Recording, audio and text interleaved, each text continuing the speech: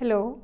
So we continue with Henri Lefebvre where we left off in our last lecture, and today I will be looking at two of his books, primarily The Production of Space and his work on Right to the City, which is also interspersed by his book called The Urban Revolution, and I will briefly mention it, but largely that is the terrain. It's urban sociology that we are looking at through the work of Henri Lefebvre and the idea of space. So the title of this book, Production of Space, seems a bit odd, right? Like we all think of, when we think of production, what comes to our mind? Production of an object or an artifact. One might produce a table, a chair, maybe a piece of cloth. But what does production of space imply? You'll get a better sense as we go through this lecture. What Lefebvre is trying to do in this particular work is tie together notions of mental space, of physical space, and of social space. So his big thing is that you cannot conceptualize space until you conceptualize the relationship between all of this, and all of this together is what we experience as space, and therefore it needs to be theorized. This is also coming from his earlier work. I mean, we looked at his work on everyday space, we looked at his work on rhythm analysis. Clearly, in all of that, he is very minutely observing the movements in space, the rhythms in space, the meanings we assign to space, what does space do to us, and what do we do to space in turn, right? All of these things are central to his inquiry. So that's the theme of today's lecture. Let's move on. What I've done here is I actually tried to generate, I'm not very tech savvy, but I tried to generate a word cloud of the kinds of words that come to our mind when we think of the word space. And if we were in an actual classroom, I would actually do this exercise with the class. But here we will have to make do with this particular word cloud. So let's take a brief moment to take a look at the words that show up here, and I'm sure when you're thinking about it, I mean, there will be many more words that come to your mind as you think of the kinds of things we associate with the notion of space. So something that is a backdrop, something that is a stable backdrop perhaps, maybe it has fixed boundaries, something that is pre-existing on which social life happens, as territory, as an environment, as a setting, as land, as something that can be drawn on a master plan. So as a surface, these are some of the, as something maybe that could be depicted geometrically. These ideas are what come to our mind, and I'm sure there might be more. But what he does in Production of Space, in fact, he starts off by seeing how space has been conceptualized by particular philosophers or also in particular disciplines. He in fact takes a very wide view of, one can say, the theory of space and how different philosophers look at it and conceptualize it, and what impact then that has. And his big thing is that he wants us to look at space as social, as material, as something that is experienced, felt, changed, is part of our everyday life. So, all right, so let's begin here. Starting off with Descartes, who gave us the Cartesian 3 dimensions. I have a depiction on the right for that. Mathematicians, especially even architects, would be very familiar with this kind of notion of space. Lefebvre critiques this kind of notion, this notion of space, as something that is too abstract. It is mathematical, but too abstract. And what it gives us is a homogeneous grid, right? Not something that can have variations. And when you project this kind of an understanding onto philosophical understandings of space, then it creates this Cartesian space as a neutral container defined by coordinates. So he rejects this notion of space. Then he tries to see how Kant visualized or conceptualized space, and he saw that as transcendental, as something that is an illusion of the mind, as something that emerges in the mind, rather than what Lefebvre would have wanted, advocates for space as a historical process.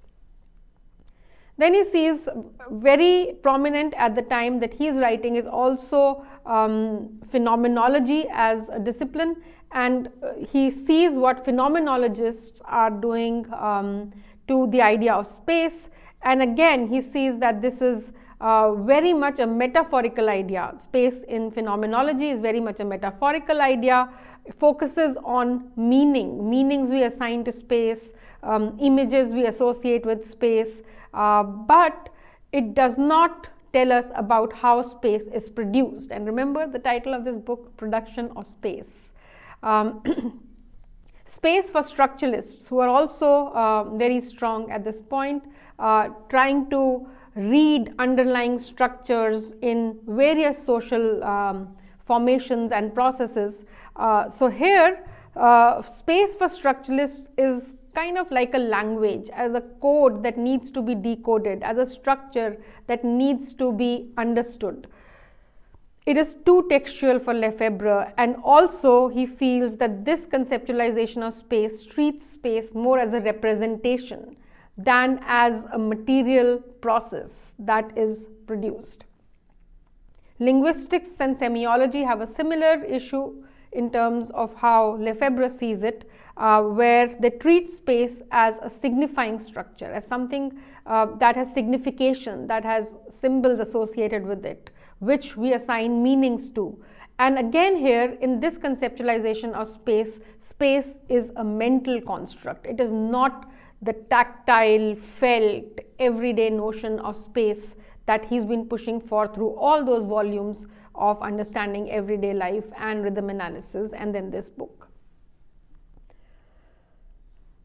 Following from Kant and Descartes, we see a positivistic understanding of, from a positivistic understanding of science and mathematics, space appears as a product that is already there, that is measurable, quantifiable, that is isotropic and empty, ready to be inhabited, right? So he rejects this notion also. Then he is also very fascinated, but a strong critique of the technocratic disciplines. He sees them as technocratic disciplines of urban planning and architecture.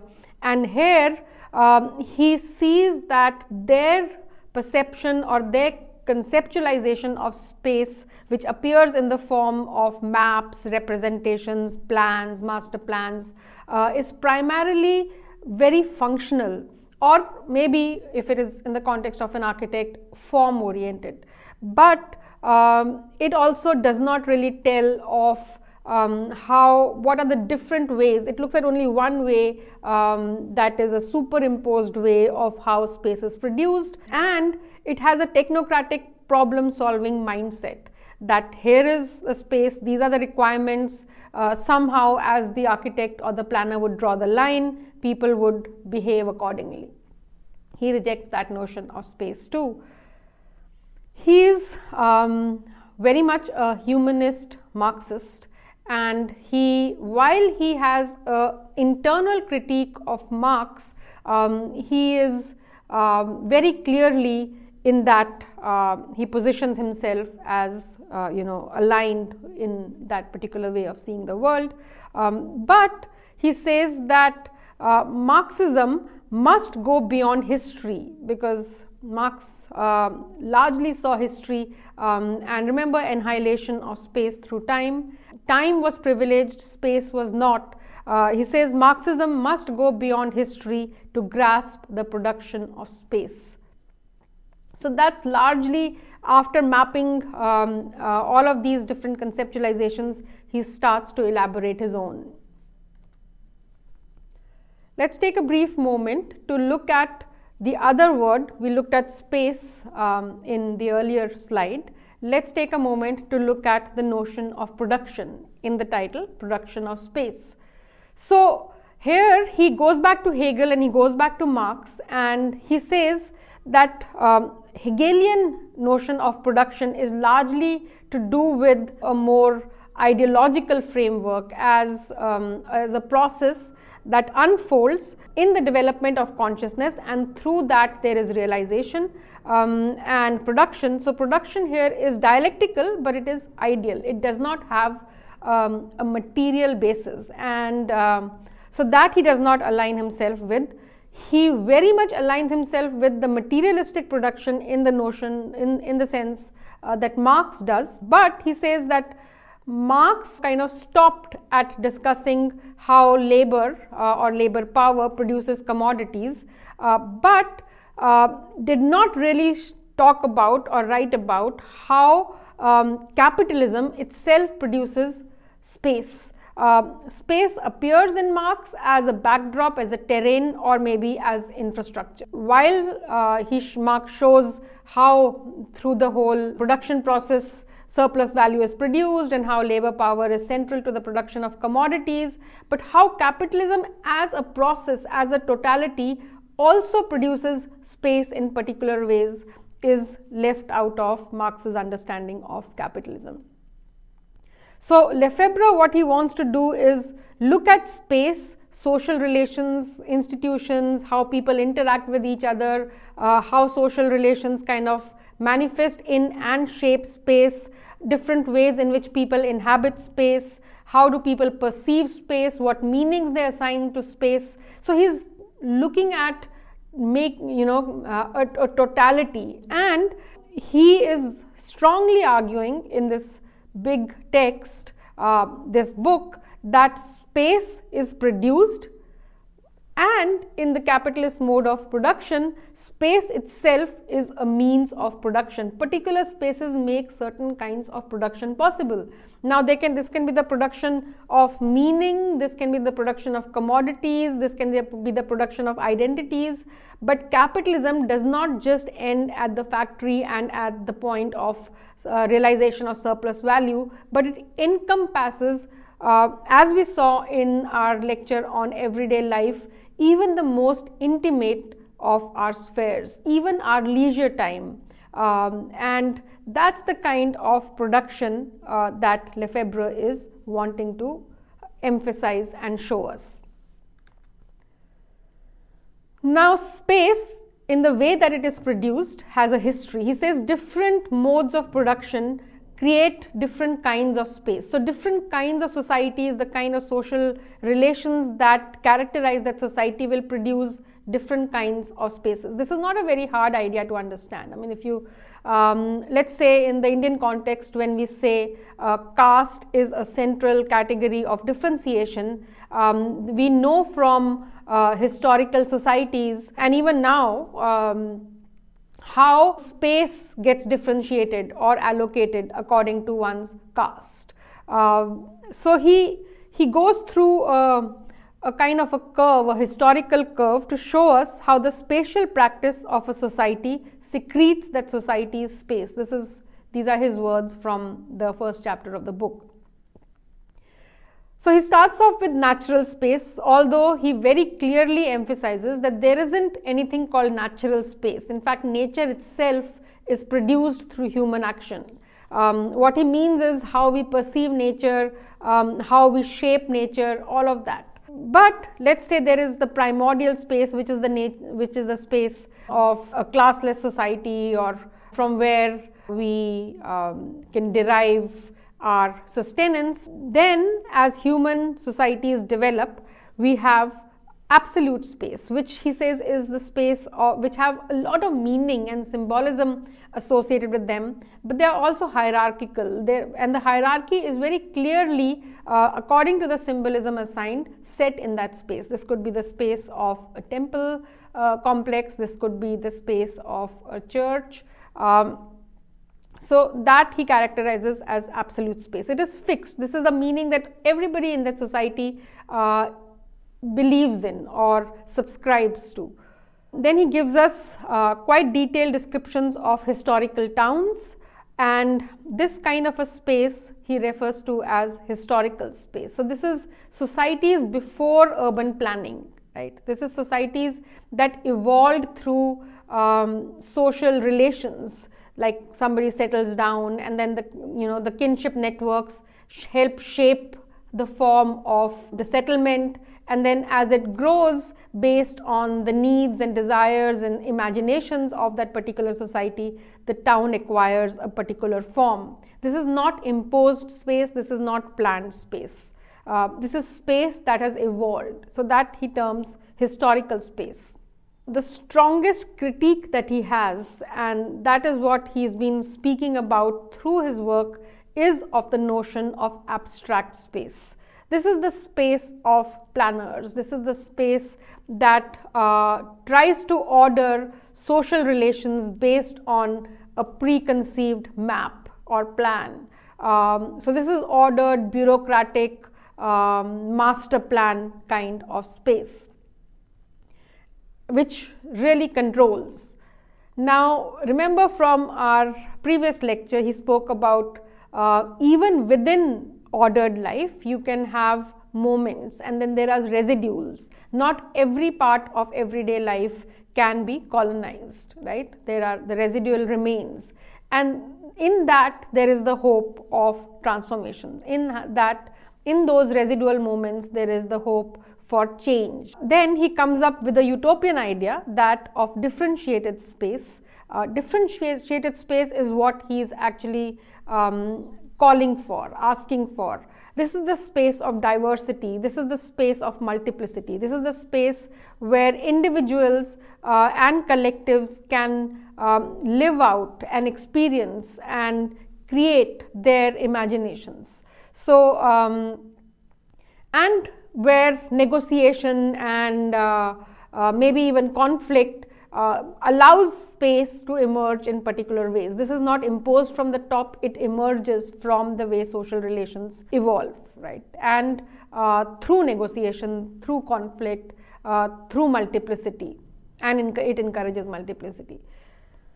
So that idea in his curve, that space has a history, is very, very important, because usually we don't think of space as having a history, right? We think of space has already been there, as already there, through which historical processes move, through which the example that I gave, in fact, of how you think that you're moving across a certain terrain. Not something, we will see this in Doreen Massey, in fact. She has some very, in this week only, one of the lectures where she talks about how different societies conceptualize terrain as very, very different from each other. So this multiple meanings of space, he says, is central to his idea of differentiated space. I'm not going to talk about his book, his 1970s book called Towards an Architecture of Enjoyment in this particular lecture, but it's a fascinating utopian world that he tries to create in that. This book was discovered unpublished in his study, and then eventually published sometime not too far back, maybe a decade back. The theory is not very well developed, but the utopian idea of how when we are living in an ordered space, we miss out on the joys of space, of actually thinking of space as playful, as something, I think the French word, I will not pronounce it correctly, but I'll attempt, jouissance, as something that is fulfilling in many, many different ways. But I encourage you to go back. I found it online, it's available, to go back and look at it if that is something that interests you. Towards an Architecture of Enjoyment is the title. That is, I think, his utopian idea of differentiated space, which he is trying to show. All right, now pretty much any lecture or in social theory that you have about Lefebvre is going to have a diagram like that. Interestingly, I searched through a lot of his books, including The Production of Space, and he does not have a diagram in his book. And I think that is deliberate. Lefebvre does not want us to fix things. Lefebvre wants to keep ideas in motion, right? Materialities in motion as a process. So, and he's critiquing, he's critiquing architects and planners for fixing space, for fixing space through representation. So in some ways, by doing that, maybe I'm also, and many other people are also fixing his ideas in a particular diagram, but for the ease of understanding as a mental device, I have put this up. Remember, he does not want us to understand these ideas in abstraction. They are always to be seen in relation to everyday life, as lived, as experienced, as given meaning to. He looks at it as a triad. He's a dialectician. He draws dialectics from Hegel. He also draws it from Marx. So things are in process, they are in dialogue, but his dialectics is in a triad. It is not a binary. It is not two things, it is three things that are constantly speaking to each other. So the first kind of space that he speaks about, the first is spatial practice. This is, he also calls it perceived space. This is the space of movement, of rhythms, of routines, of cycles. This is the space we spoke about in rhythm analysis, right? You observe the rhythms, the movements. This is how you perceive space. How do you perceive space? It is through movement. It is through routines and rhythms that are central to that space. Then he says there is conceived space. This is the space which is of architects, of planners, of geographers, of technocrats, of the mapped world, you can say. So it's a representation of space. Remember the famous saying, map is not a territory, map is not the territory. So map is a representation of the territory, right? This idea is important to remember, because oftentimes we look at a map and think that this is it, right? This is the reality. But a map is just a representation, and a representation can be changed. There can be many ways of representing. So conceived space is the conceptualized space. It is the conceptualized represented space. The space which architects and planners represent in multiple ways, oftentimes do it in a way such that that is the way they imagine it would be built, but we know often that it doesn't happen like that. Then there is the lived space. This is the space of life. This is the space of social relations. This is the space of meanings. This is the space which we have particular experiences in and then have certain affective ideas about, have certain emotional relationships to. We give it certain meanings in our life. All of these together for Lefebvre, this whole triad, they are always, remember, speaking to each other. So perceived space is in dialogue with lived space, is in dialogue with conceived space, and the other way around. These are all back and forth. All of these produce social space.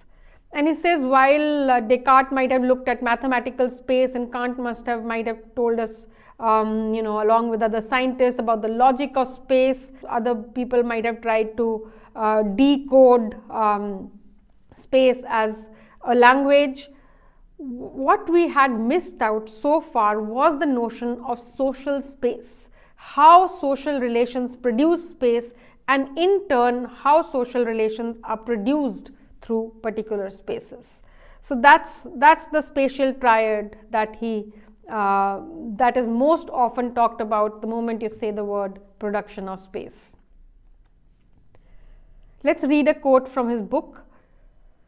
He writes, "There are three moments: spatial practice, representation of space, and representational spaces.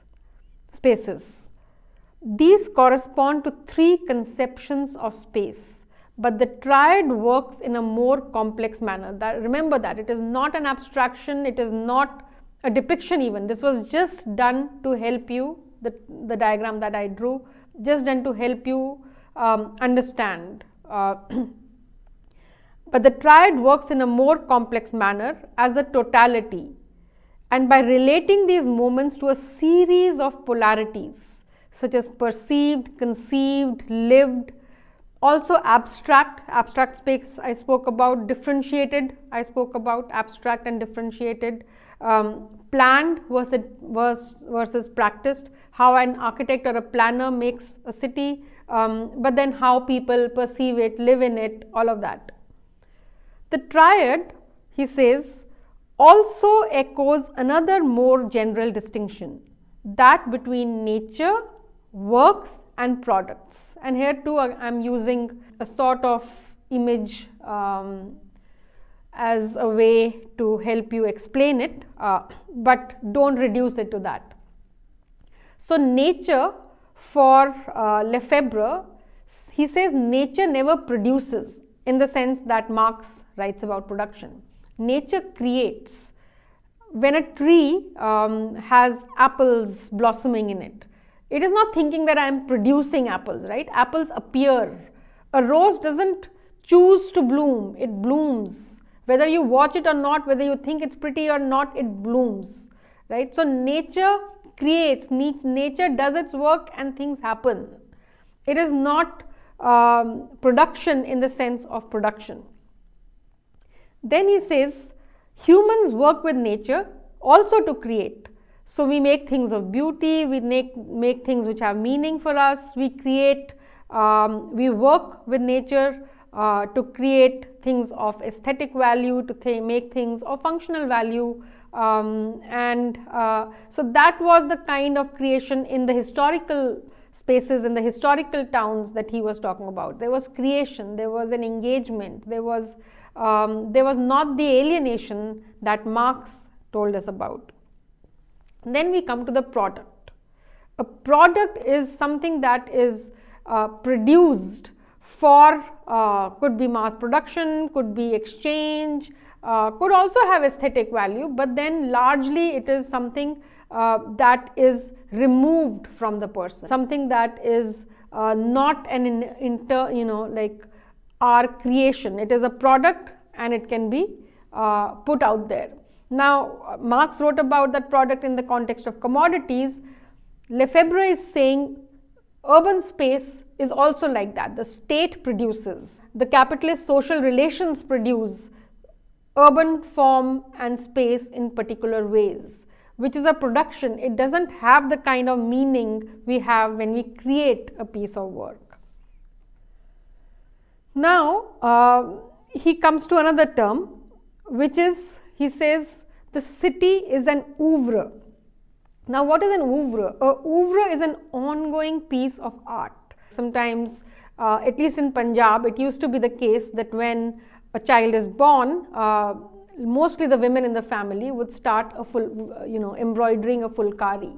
And it would take many, many years, and many people of the village would get together and embroider that. So somebody sometimes had a brilliant day and they have some good news to share. So they might embroider that feeling into that fulkari. Another day, somebody is feeling another way, and then they might embroider that into the fulkari. So over the years, this work of art grows. It's an ongoing collective work of art that in some ways is living. It is not produced and done.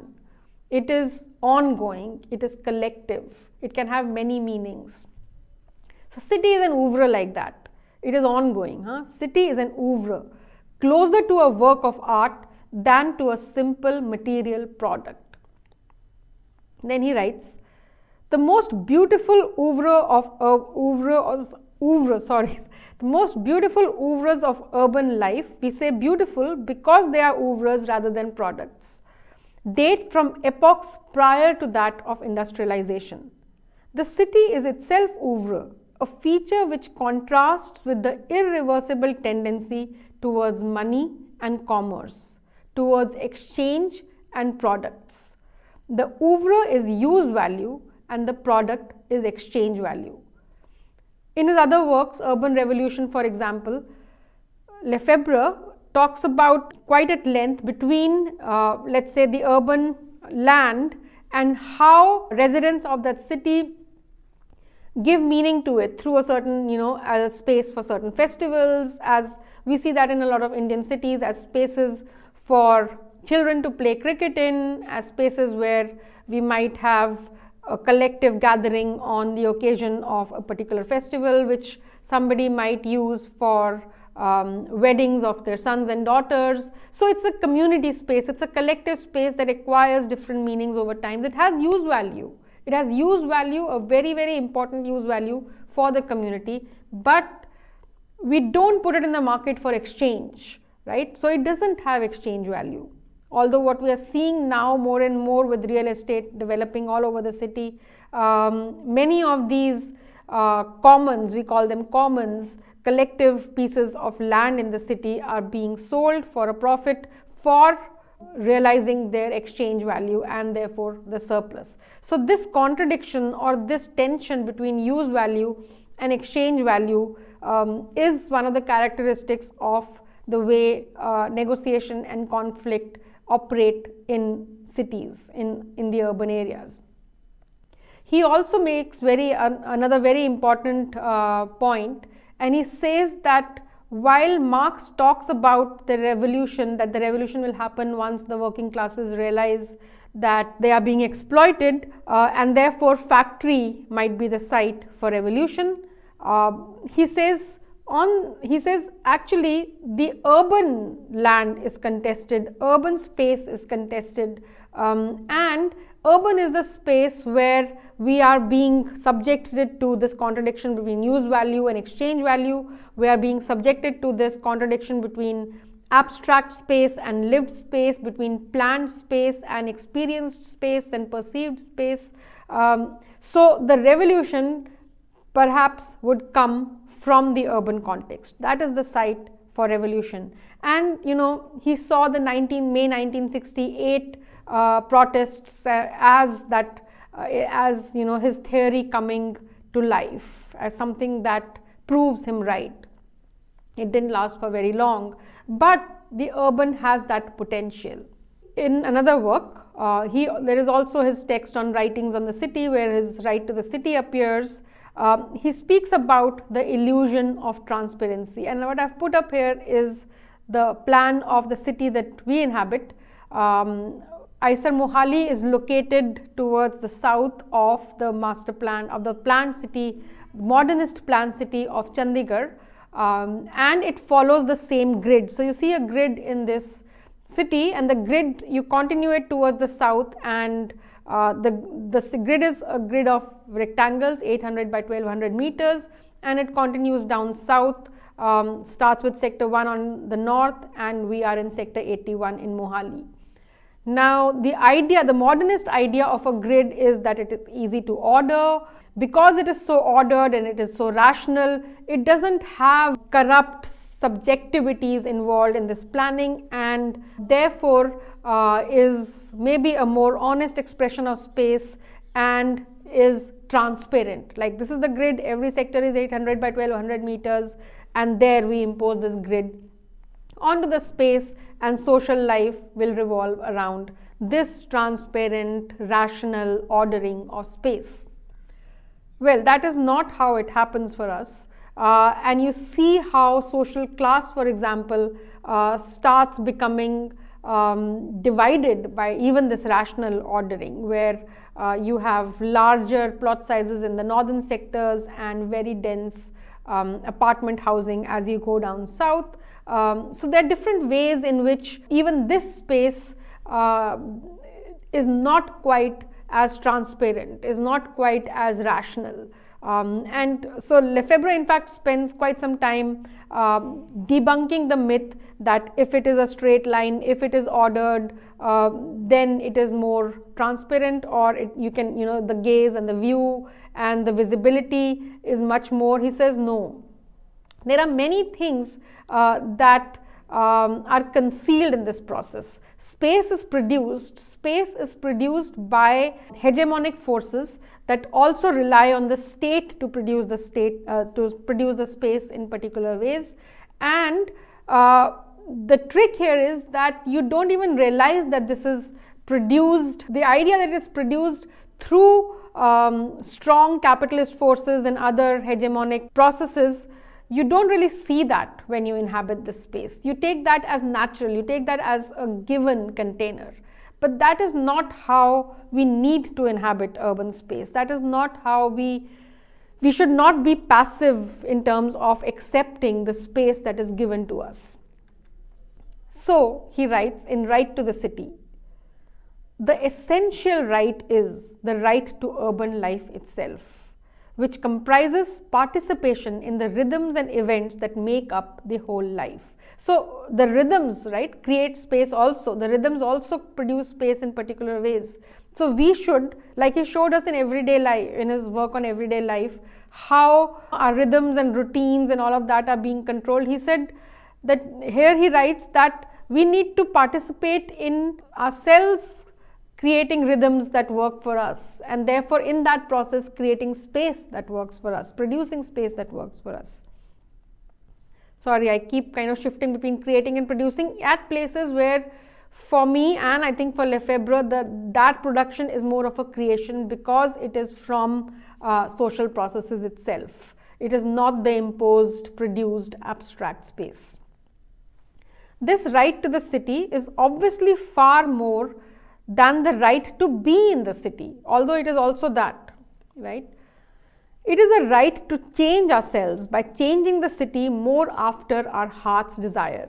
This is an idea actually that David Harvey, whom we will be looking at in our next class, I think, picks up, and he has also written about it in his work on Right to the City, taking from Lefebvre, and there he says that, you know, the space we inhabit creates us, right? The space we inhabit also produces us in the way it shapes us, it shapes our reality, it shapes so many aspects of our being, and therefore it is so important for us to shape the city in the way that we want to be shaped ourselves.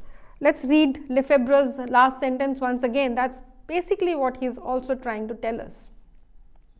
It is a right to change ourselves by changing the city more after our heart's desire, because through that process you also change yourself. It's a dialectical process.